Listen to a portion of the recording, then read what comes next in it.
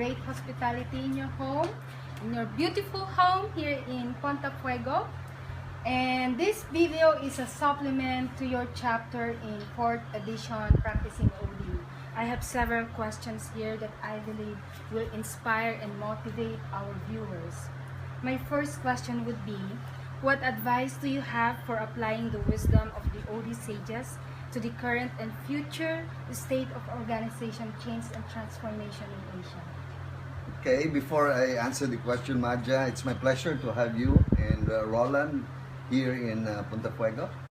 So to your question, what advice do I have in terms of applying the wisdom of the OD sages? I guess I have 3 points that I'd like to just touch on. The first is the whole concept of working on the total system, which means that we look at the different elements of the system, leadership, the mid-level managers, all of the members of the organization.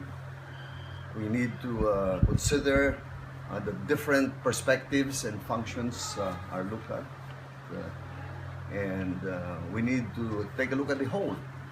So I think that's a very important point that has been emphasized in terms of working at developing, changing organizations.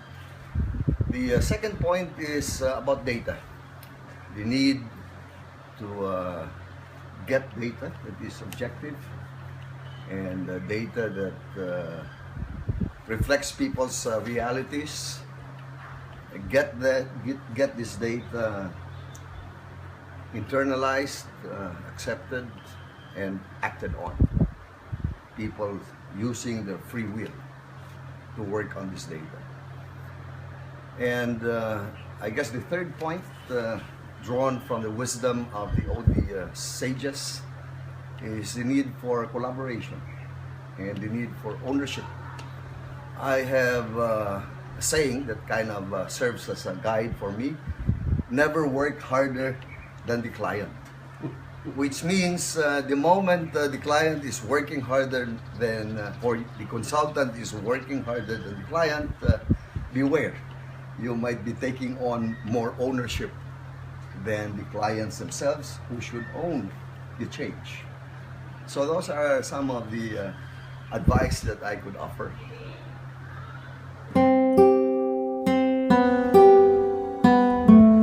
As far as we know, you have started one of the most significant OD function in Asia as an internal change agent at San Miguel. What advice do you have for starting up a new OD function today?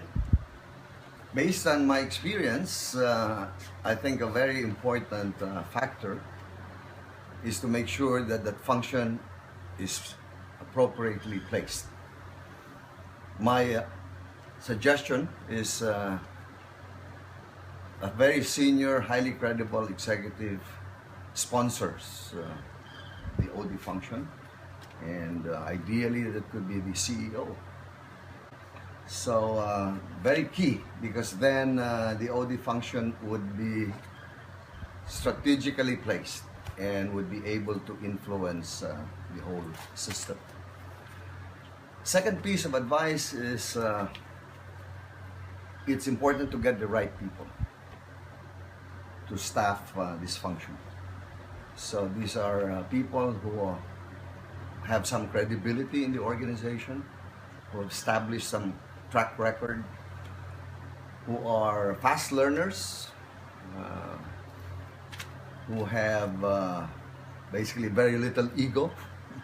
We don't want people who need to fulfill their ego trip.